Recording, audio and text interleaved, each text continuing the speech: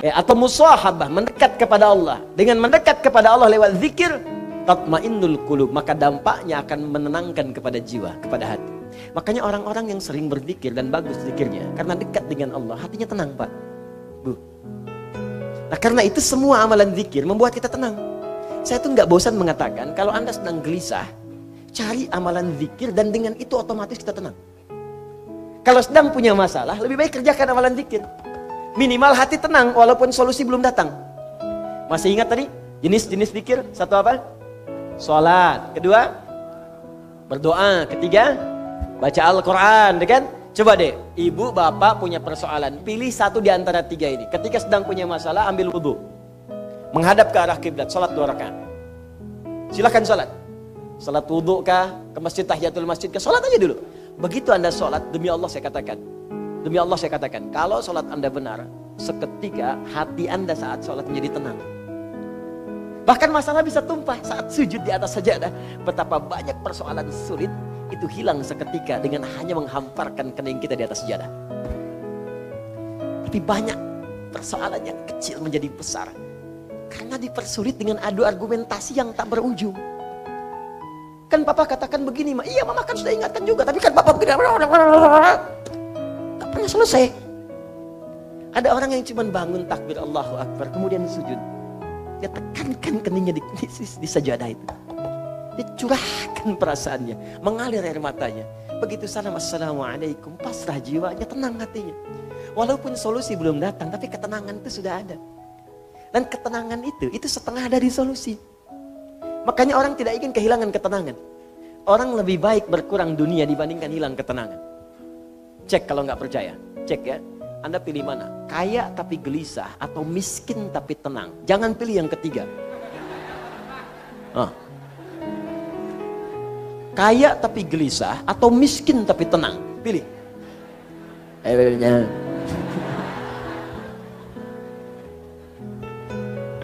Paham ya? Itu. Ditenang itu penting. Dan tenang itu setengah dari solusi. Ibu yang tenang mudah memberikan kemudian arahan kepada anak-anak.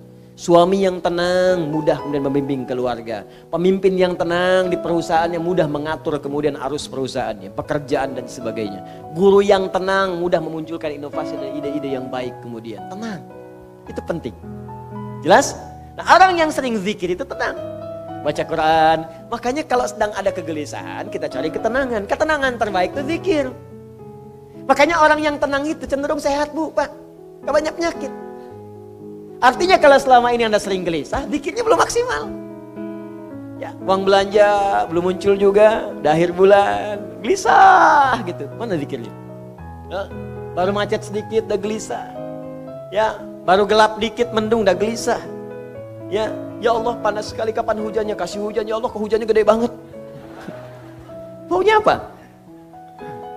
3. Ini yang paling hebat.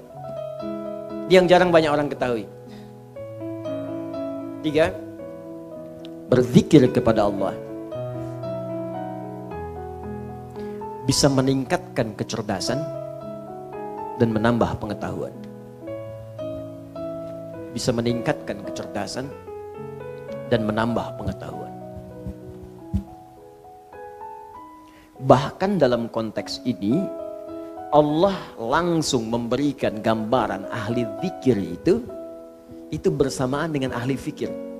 Jadi mustahil ada orang berzikir yang dia tumpul cara berfikirnya, mustahil. Kata Allah, ahli zikir itu pasti pikirannya tajam, inovasinya tinggi, kuat dia. Karena itu di Quran surah ketiga Ali Imran ayat 190 sampai 191 disandingkan bagaimana kekuatan ahli zikir yang meningkat kecerdasannya itu berlipat-lipat. Inna fi khalqis samawati wal ardi wa ikhtilafil laili wan nahari la ayatil liulil albab. Siapa ulul albab di situ? Alladzina yadhkuruna Allaha qiyaman wa qu'udan wa 'ala junubihim. Belum berhenti, setelah itu wa yatafakkaruna. Kemudian fi khalqis samawati wal Rabbana ma khalaqta hadza batila. Perhatikan, pertama disebut ulul albab, yang kedua disebut sering berpikir, berinovasi, merenungkan, kontemplasi. Siapa itu ulul albab? Bapak Ibu tahu kelapa nggak? Kelapa. Jangan katakan wallahu alam, kelapa. Kelapa. Tahu buahnya? Buah kelapa. Baik. Buah kelapa itu kan ada kulit yang kasar yang luar kan? Baik ya? Baik. Kemudian kalau dibuka serabutnya, serabut dibuka, ada apa dalamnya? Baik. Batoknya masih keras kan? Baik. Kalau batoknya dibuka lagi ada apanya? Dagingnya kan? Nah, buahnya itu sama kulitnya tadi Bu ya. Nah, jadi kalau ibu ada buahnya berarti keluar lagi dari awal ya. Ada dagingnya ya kan? Begitu dibuka udah batok, kok kulit lagi gitu. Maaf ya, maaf. Saya agak detil kalau ke situ. Dibuka ada apa ya tadi? Dagingnya. Begitu dagingnya kemudian mau dimakan, di dalam daging itu ada apa lagi? Air. Nah, di dalam air itu ada apa lagi? Panas. Bukan, ada bagian yang lembut, yang putih itu. Tahu? Nah, itu yang disebut lub dalam bahasa Arab. Lubun. Jamaknya albab. Lub itu yang paling dalam dari sesuatu. Lub. Jadi kalau kita belajar itu, ada orang yang masih menangkap kulitnya luarnya. Ustadz dan nerangin sampai 2 jam. Ini kemana sih arahnya nih? Masih di kulit. Masih serabut tuh, masih serabut. Iya kan? Oh, zikir. Batok. Iya kan? Oh, dekat dengan Allah, daging. Allahu Akbar, sami'na wa ata'na. Itu ulul albab. Lu bagian dalamnya. Bahkan ada orang yang baru disebutkan satu huruf, satu kalimat, dia sudah paham. Oh, ini arahnya akan ke sini. Ada orang-orang anak-anak yang belajar baru disebutkan judulnya ini sudah terbayang di kepalanya. Pembahasannya 1, 2, 3, 4, 5, 6 ulul albab. Ya, ketika seseorang baru berpikir untuk tafsir, ada orang diberikan oleh Allah keistimewaan untuk ta'wil. Ketika seseorang baru berpikir perjalanan akan ditempuh dari Bandung kemudian ke Jakarta dalam waktu 3 jam, ulul albab bagaimana kosornya? Sudah tersusun oleh dia. Bahkan ada yang sudah memetakan kilometer sekian, kosor, jamak kosor, sekian, macet sekian, ulul albab. Ada orang terpikir untuk masuk kampus saja. Saya akan masuk kampus A misalnya. Atau ada yang mengatakan saya, kuliah kemana nanti? Nanti aja deh. Itu belum sampai batok. Baru naik tuh. Ya, baru naik. Pohonnya aja belum. Kalau sudah dia berpikir sampai dari atas dulu, saya ingin jadi ini. Kuliahnya ke sini, ininya ini. Sampai kampus pun dia ikuti. Saya pengen kuliahnya di kampus ini, kurikulumnya dia ambil, dosennya dia lihat, tuh semua. Ulul albab. Ulul albab. Nah, orang yang ulul albab ini kebiasaannya Allahu Akbar. Dia merumuskan sesuatu dengan teliti, terfikir. Jadi kalau dia jadi pengusaha, runtut usahanya. Ini modalnya, ini sekian, keuntungan sekian, tantangan sekian, ini sekian, visinya begini, ini. Mulai, jalan. Dia jadi pemimpin, dia rumuskan. Berapa yang saya pimpin, objeknya mana, berapa kalangan, ini karakternya apa, ini bagian apa, ini bagian apa, ini yang harus dirumuskan. Ada. Ini yang harus saya lakukan. Jadi guru, apa yang mau saya terangkan? Targetnya apa nih? Murid bisa ini, bisa sholat. Oh, fikih sholat yang diajarkan. Apa yang target yang harus disampaikan? Bikin kurikulumnya, begini. Dalilnya begini, caranya begini, bacaannya begini, hikmahnya begini. Turunkan, ulul albab. Jadi kalau karakteristik ulul albab ini hadir dalam jiwa kita, maka hidup kita akan jadi terarah dan semua apa yang kita kerjakan pasti sukses. Karena itu, perhatikan baik-baik. Ibu, Bapak masih ingat jenis zikir pertama yang saya sebutkan tadi apa? Sholat. Sholat menjadi amalan pertama yang Allah perintahkan kepada Nabi Muhammad SAW untuk dikerjakan oleh para umatnya dari kalangan sahabat sebelum hijrah ke Madinah. Allah tidak mengajarkan puasa dulu, bukan haji dulu, bukan umrah dulu, bukan zakat, tapi sholat dulu. Begitu sholat diajarkan dengan baik, semua para sahabat seluruhnya dengan profesi apapun yang mereka jalani, semua sukses tanpa kecuali.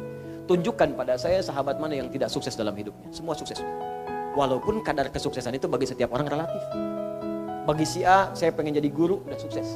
Bagi si B, manajer sukses. Bagi si C, direktur sukses. Walaupun itu bisa relatif, tapi semua menjangkau. 12.000 sahabat Nabi, 38 menjadi panglima. Kekuatan satu panglimanya bisa menaklukkan Persia dan Romawi. Satu diplomatnya bisa menaklukkan Afrika. Amr bin As coba ekspedisi. Dari mulai Mesir, Libya, Tunisia, Maroko, Aljazair sampai ke Syam. Sekarang 4 negara. Jordania, Libanon, Palestina, Syria. Itu semuanya muslim sampai sekarang. Cuman satu orang diikutin para sahabat dari belakang. Satu orang ikut ketika hijrah kemudian ke Ethiopia, ke Habasyah. Sekelompok sahabat Nabi dipimpin Ja'far, ya, bin Abi Thalib. Kemudian sebagian ada yang ikut satu orang saat ekspedisi ke Cina, ya. Singgah kemudian di Baras, 414 km dari kota Medan. Singgah di situ, singgah saja Islam senusantara. Kemudian jadi Indonesia, Malaysia, Brunei Darussalam, Filipina Selatan, Thailand Selatan, Rakhine, sukunya Rakhine sampai sekarang. Bukan karena keislamannya, karena Allah jaga dengan nilai Islam itu. Yang paling penting itu kok bisa ada yang sukses, tenang hatinya. Lihat, berislam itu sukses. Berislam itu tenang. Islam itu solusi. Islam itu inovasi. Jadi kalau Anda sudah masuk Islam belum sukses, belum tenang, belum bisa berinovasi, ada yang belum sempurna kita pelajari. Itu poinnya. Karena itu ketika seseorang dekat dengan Allah, maka ditambahkan pengetahuan. Tadi yang saya katakan, turun Quran surah kedua di akhir ayat 282, paling kiri sebelah bawah. Wattaqullah wa yu'allimukumullah. Semakin kau tingkatkan takwamu kepada Allah, semakin aku tambahkan pengetahuan kepadamu.